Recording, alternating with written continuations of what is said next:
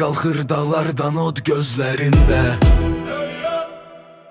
Azadlıq döyünür hər döyüş səsində. Qılınc yox iradə yazdı dastanı, min il keçsə də sönməz üsyanı. Koroğlu meydanda sazı silahı, zülmə qarşı söz idi onun günahı.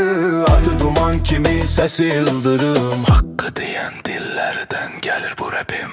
Ah qəhrəmanlar, adınız ahımda qanımda. Babək Koroğlu bu xalq ayaqdadır yanımda. Şah İsmail Xətai sözlə qurdu dövləti, qılıncla deyil şeirlə yazdı milləti. Bir əlində qələm, birində bayraq, kimliyim onunla tapdı öz dayağını ayaq. Cavad xan Gəncədə sona dək dayandı, torpağı əldən getməsin deyə canın verdi. Bu bit döyünür onun ürəyi kimi, geri çəkilmədi tarix dedi biri. Ay aman ay aman, can gedər ad qalır, torpaq yaddaş saxlar. Qaçaq nəbi dağlarda ədalət izi, zalımın yuxusunu qaçıran səsi.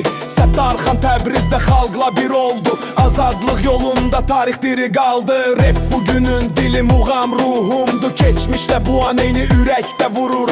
Bu adlar sadə söz deyil andı, Azərbaycan ruhu qanımda candır. Bir susar ad qalır, zaman keçər iz qalır. Qəhrəmanlar yaşayır bu səsdə, bu torpaqda, bu yaddaşda.